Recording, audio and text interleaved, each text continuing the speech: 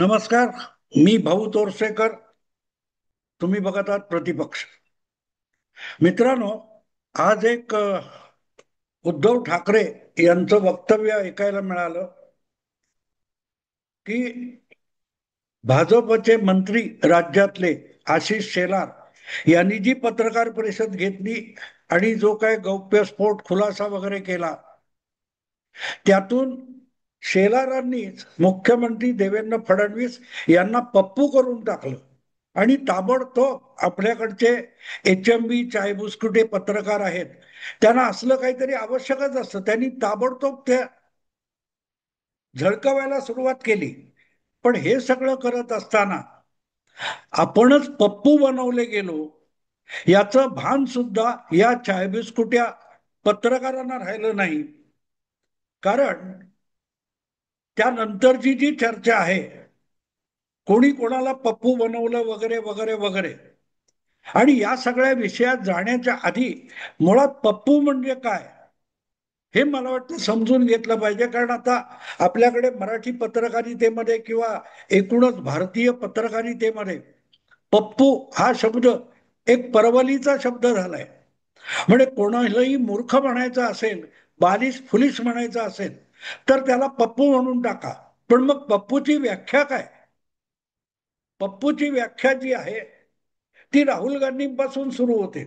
आणि राहुल गांधी पप्पू आहेत म्हणजे काय, हे इथल्या कोणी भाजपवाल्याने, संघवाल्याने किंवा भाजपच्या IT सेलच्या लोकांनी काय व्याख्या केली ती बाजूला ठेवा. राहुल गांधी किंवा पप्पूची व्याख्या ही अमेरिकेचे पूर्व राष्ट्राध्यक्ष बराक ओबामा यांनी व्याख्या केलेली आहे. आणि मला वाटते ती सगळ्यात सुबक आणि सुयोग्य अशी व्याख्या आहे. ती व्याख्या अशी आपल्या आत्मचरित्रामध्ये बराक ओबामा यांनी राहुल गांधी यांचा अगत्याने उल्लेख केलेला आहे. कारण बराक ओबामा जेव्हा भारतात आले त्यावेळेला त्यांची राहुल गांधींशी भेटगाठ झालेली होती. कारण त्यावेळेला देशामध्ये UPAचं सरकार होतं, मनमोहन सिंगांचं सरकार होतं. आणि मनमोहन सिंग नावाची कठपुतळी खेळवणारा बालक कोण आहे हे बराक ओबामांना नेमकं कळलेलं होतं. आणि म्हणून बराक ओबामांना आपल्या आत्मचरित्रात सुद्धा राहुल गांधी यांचा उल्लेख केल्याशिवाय राहवलं नाही. पण त्यांनी जी राहुल गांधींची आपल्या आत्मचरित्रामध्ये वर्णन केलेलं आहे त्याला आपण पप्पू म्हणू शकतो. कारण ती परफेक्ट व्याख्या असं माझं मत आहे.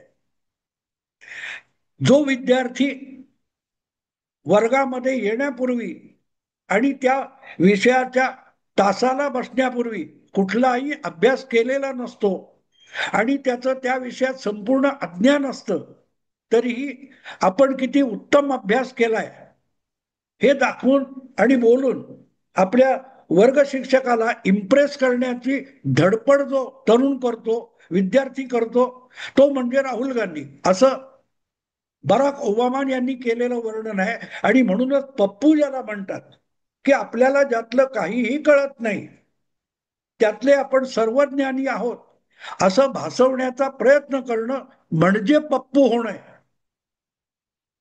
त्यामुळे पप्पू याचा अर्थ काय हा आधी सविस्तर मी समजावण्याचा प्रयत्न केला. आणि मग आपण आपल्याकडचे जे मराठीतले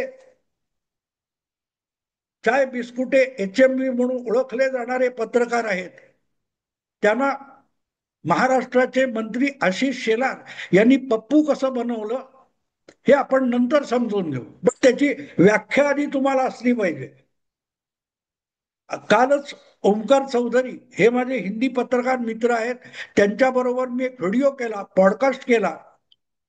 त्यामध्ये एक प्रश्न त्यांनी विचारला की राहुल गांधी बिहारच्या दौऱ्यावर गेलेले आहेत आणि बिहारच्या निवडणुका रंगात आलेल्या आहेत आणि 2 तारीखला राहुल गांधी बिहारला जातात, 4 तारीखला संध्याकाळी 5-6 वाजल्यानंतर पहिल्या फेरीतल्या निवडणुकीचा प्रचार संपणार असतो. आणि अशा वेळेला निवडणूक प्रचार करण्यासाठी राहुल गांधींनी तिथे जाऊन काय केलं तर एका तलावामध्ये एका होडीतून मच्छीमारी करणाऱ्या लोकांबरोबर राहुल गांधी तलावात गेले आणि तिथे त्यांनी मासे पकडण्याचा खेळ केला. त्यानंतर चक्क त्या तलावामध्ये उडी घेतली आणि पोहून सुद्धा दाखवलं. याबद्दल माझं मत काय, म्हणजे भाऊ तोरसेकरचं मत काय, असं जेव्हा ओंकारने विचारलं तेव्हा मी त्यांना पु ल देशपांडे यांच्या एका लेखातला किंवा कथेतला संदर्भ सांगितला की कुठेतरी एसटीने प्रवास करत असतानाचं वर्णन पु ल देशपांडेंनी केलेलं आहे.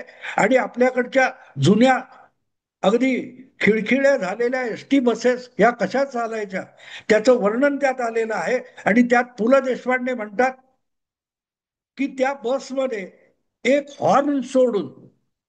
हॉर्न सोडून बाकी सगळ्याचे आवाज येत होते, सगळं वाजत होतं. एसटी मध्ये एखादा अपघात होण्याची शक्यता असेल किंवा समोरच्या गाडीचा ड्रायव्हर असेल, त्याला काही सुचवण्यासाठी आवाज द्यायचा, त्याला हॉर्न म्हणतात. आणि तो मोठा वाजला पाहिजे, तो जास्तीत जास्त लोकांना ऐकू गेला पाहिजे, आणि म्हणून त्या हॉर्नची व्यवस्था आहे. पण गाडीत हॉर्न वाजणं आवश्यक असताना हॉर्न सोडून त्या बसचे सगळे स्पेअर पार्ट वाजत होते. हा जो विरोधाभास पु ल देशपांडेंनी आपल्या त्या कथानकातून सांगितलेला आहे, राहुल गांधी हे नेमकं त्याचं प्रतीक आहे. राहुल गांधी राजकारणात आहेत, चौथ्यांदा पाचव्यांदा लोकसभेवर निवडून आलेले आहेत. आज लोकसभेमध्ये विरोधी पक्षाचे नेता आहेत, पक्षाचं काही काळ राष्ट्रीय अध्यक्ष ते राहिलेले आहेत. पण महत्वाची गोष्ट अशी की राजकारण सोडून बाकीचे जितके पोरखेळ करता येतील तेवढे सगळे पोरखेळ राहुल गांधी अगत्याने करत असतात. आणि म्हणूनच त्यांना पप्पू म्हटलं जातं. आपल्याला ज्यातलं काहीही कळत नाही ते आपल्याला उत्तम कळतं हे दाखवण्यासाठी राहुल गांधी ती धडपड करतात.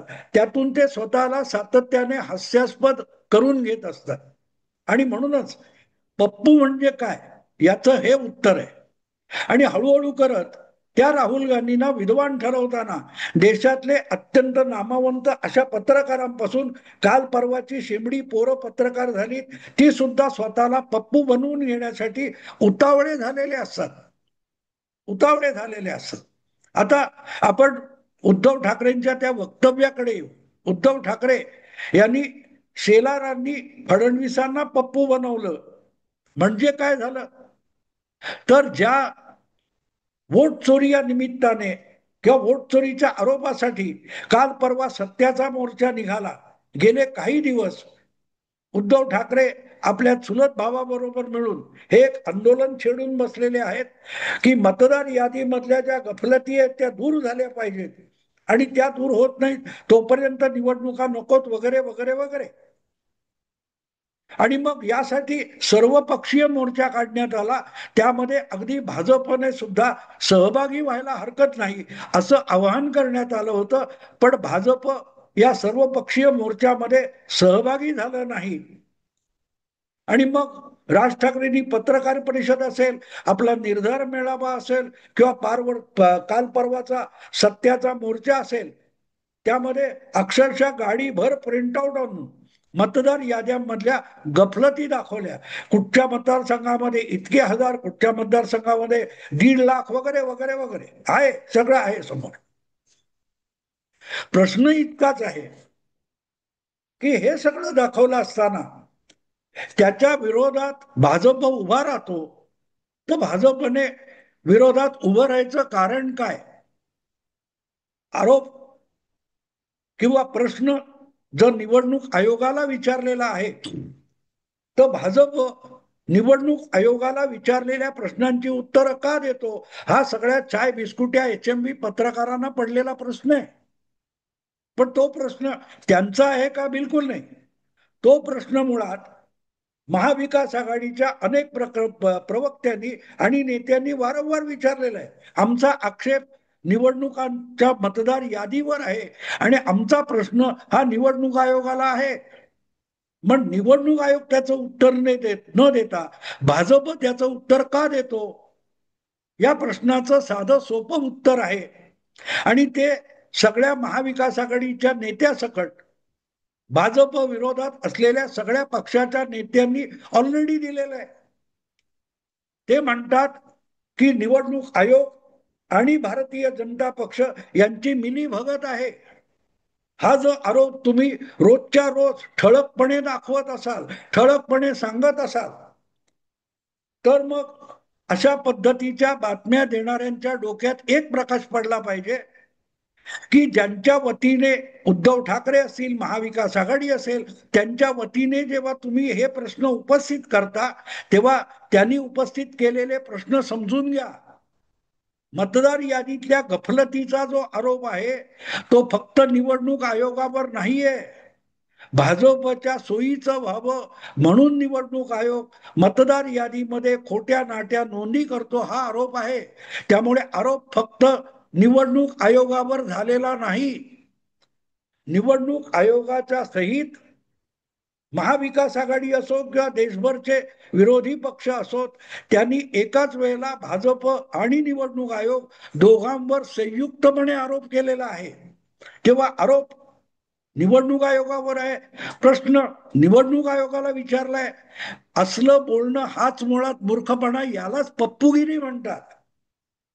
तुम्हीच बातम्या दाखवता ना, त्या बातम्यामध्ये सरसकट आरोप काय, निवडणूक आयोग आणि भाजप यांचं संगनमत किंवा मिलीभगत.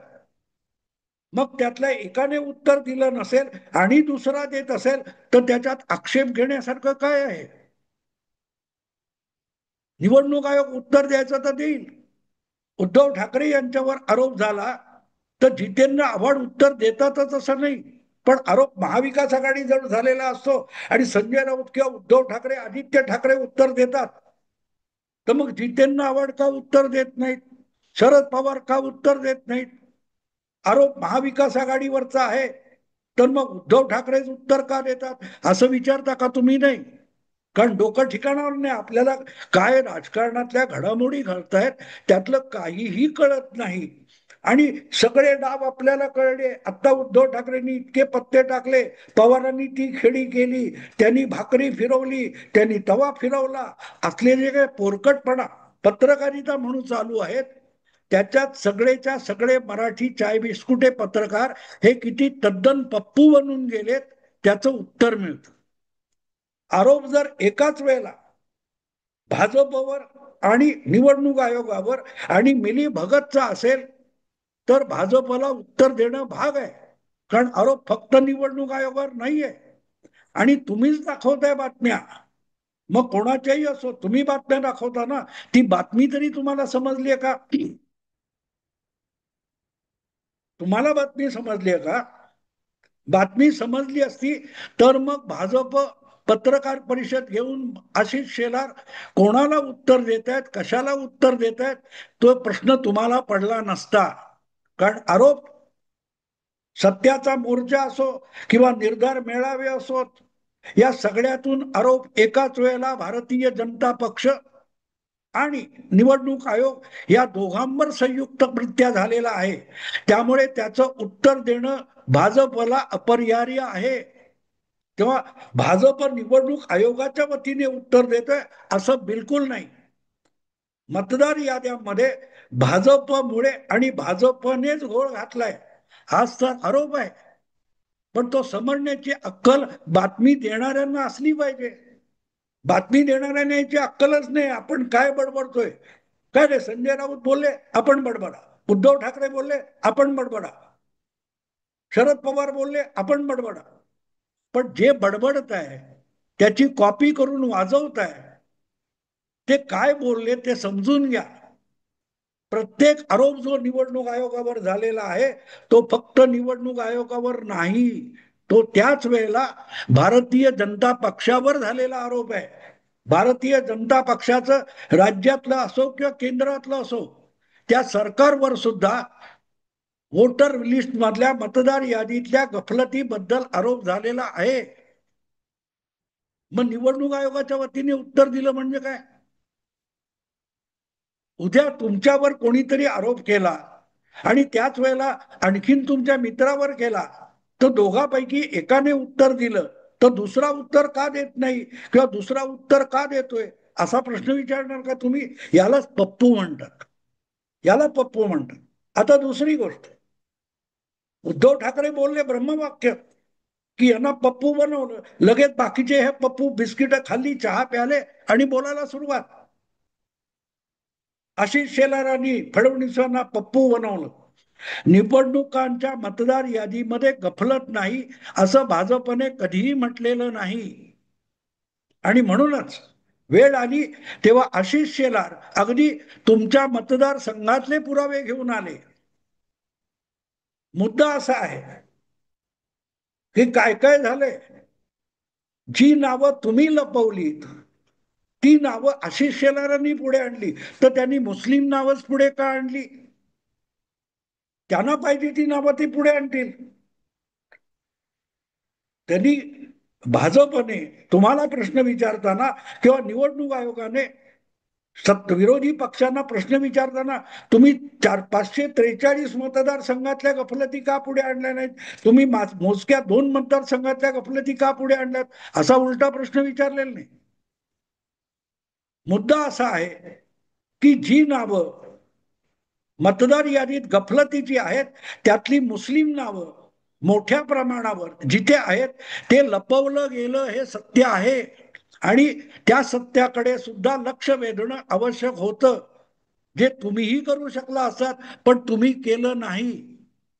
ज्या वेळेला धुळे लोकसभा मतदारसंघातल्या 5 विधानसभा मतदारसंघामध्ये भाजपचा उमेदवार आघाडीवर असतो आणि एका मालेगाव मतदारसंघामध्ये झालेल्या मतदानामध्ये 95% मत ही काँग्रेसला मिळतात आणि 5 मतदारसंघातला लीड वाईप आउट होतो, तो फक्त मालेगाव हा मुस्लिम बहुल मतदारसंघ आहे म्हणून होतो. तेव्हा भाजपला याकडे लक्ष वेधणं आवश्यक होतं. तुम्हाला मुस्लिम नाव घेतल्यानंतर मिरच्या कशाला झोंबल्यात? अगदी विरोधी पक्षाला असो की चाय बिस्कुटे HMB पत्रकार आहेत, त्यांना मुस्लिम नाव घेतल्यावर का झोंबलं? आणि ही आजची गोष्ट नाहीये.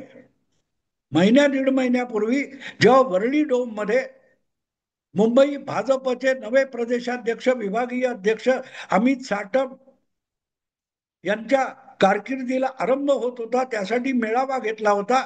त्यामध्ये सुद्धा अमित साटम यांनी परत उबाठा शिवसेना सत्तेत आली तर कोणी खान, हरुण खान हा मुंबईचा महापौर होऊ शकतो हे म्हटलं होतं. तेव्हा हरुण खान हे मुस्लिम नाव आहे आणि मुस्लिम मतदार उद्धव ठाकरे आणतील हा थेट आरोप केला होता. त्यांनी हिंदू मुस्लिम हा वाद आपण लपवत नाही हे पहिल्या भाषणातून सांगितलंय. तेव्हा आज मुस्लिम नावं भाजप घेऊन आलं नाही. भाजपच्या विरोधात मुस्लिमांनी मतदान केलं पाहिजे हा जर माध्यमातून सातत्याने प्रचार होत असेल तर भाजपला मुस्लिम आपल्याला मतं देत नाहीत, म्हणून मुस्लिम नावांच्या मतदारांच्या नावाने जो घोळ होतो तो समोर आणणं भाजपला भाग होतं. आणि तेच त्यांनी केलेलं आहे, पण हे करताना या सगळ्या गडबडीमध्ये मतदार यादी म्हणजे मतदार नव्हे, वोट चोरी नव्हे, हे सुद्धा ज्या चाय बिस्कुट्यांना कळलेलं नाही ते रमलेले आहेत मतदार याद्यांमध्ये आणि असे रमून जातात. तेव्हा बिहारची परिस्थिती डोळ्यासमोर आणावी लागते की प्रत्यक्ष निवडणूक डोळ्यासमोर आली नाही तर समोर येऊन उभी ठाकली. तोपर्यंत जागा वाटप सुद्धा विरोधी पक्ष बिहारमध्ये करू शकले नव्हते, म्हणून उद्या परवा मतदान होणार आहे त्यामध्ये विरोधी पक्षांची तारंबळ उडालेली आहे. आणि तीच उद्या महापालिका निवडणुका लागतील त्यानंतर उबाठा शिवसेना महाविकास आघाडी यांची सुद्धा तारांबळ होणार आहे. पण हे सगळं करताना कोण पप्पू बनला तिकडे बघा. मतदान यादी, मतदार यादी म्हणजे मतदान नव्हे, प्रत्यक्ष मतदार मतदान केंद्रात येऊन मतदान करतो. तेव्हा जर मत चोरलं जात असेल, खोटा मतदार मतदान करणार असेल तर ती वोट चोरी असते. तुम्ही किती उल्लू बनलाय बघा. मतदार यादीतली खोटी नावं, खरी नावं, वाढवलेली नावं, काटलेली नावं याच्यावर वाद करत बसलाय, जे मतदान नाहीच. मतांची चोरी मतदान होताना होत असते आणि मतदार यादीत वाटेल तेवढी नावं घुसवली जाऊ शकतात. एक छोटं उदाहरण देतो. महाराष्ट्र काय ते एमपीएससीच्या परीक्षा होतात शासकीय सेवेत नोकरी मिळवण्यासाठी किंवा केंद्रीय सेवेत नोकरी मिळवण्यासाठी युपीएससीच्या परीक्षा होतात. त्या परीक्षांसाठी लाखोच्या लाखो 5-5, 7-7 लाख लोक, मुलं ही अर्ज भरतात. पण प्रत्यक्षात जेव्हा प्राथमिक परीक्षा होते तेव्हा 1,00,000 1,50,000 विद्यार्थी सुद्धा प्रत्यक्ष परीक्षेला बसत नाहीत. त्याच्यामध्ये 70-80% लोक फॉर्म भरतात पण परीक्षेला उपस्थित राहत नाहीत, अगदी प्राथमिक परीक्षेला. मग मेनची परीक्षा नंतर असते. पण बघा, त्यांनी अर्ज भरला, 10 लाख लोकांनी युपीएससीला अर्ज भरला म्हणजे ते आय एस आणि IPS झाले अशा थाटात बोलणं म्हणजे जो शुद्ध खुळेपणा असतो तो खुळेपणा आज मराठी पत्रकारितेमध्ये उजळ माथ्याने चालू आहे. पप्पू कोण सांगा मला. या सगळ्या चाय बिस्कुट्यांना भाजप असो की राहुल गांधी असो की राज ठाकरे असो, तुम्हाला सगळ्यांनी पप्पू करून टाकले. तुम्हाला मत आणि मतदार यादी यातला सुद्धा फरक कळेन असा झालाय. तर पप्पू कोण झालाय? पप्पू देवेंद्र फडणवीस किंवा राहुल गांधी नाही, इतके मराठीतले चाय बिस्कुटे HMB पत्रकार हे पप्पू होऊन गेलेत. कारण त्यांना यातलं काहीच कळलेलं नाही. पण रोजच्या रोज डाव टाकले, पत्ते टाकले, खेळी केली, तवा फिरवला, हा खोडेपणा चालू आहे. आशिष शेलारांनी तुम्हाला पप्पू बनवले आणि मशगूल राहा तुमच्या खोडेपणामध्ये. तुम्ही जितके मशगूल राहाल तेवढे निवडणुकीच्या निकालाच्या दिवशी तुमचे चेहरे बघण्यालायक होतील. असो मित्रांनो, आता इथेच थांबतो. आवडलं लाईक करा, शेअर करा आणि प्रतिपक्षाला सबस्क्राईब करा. नमस्कार.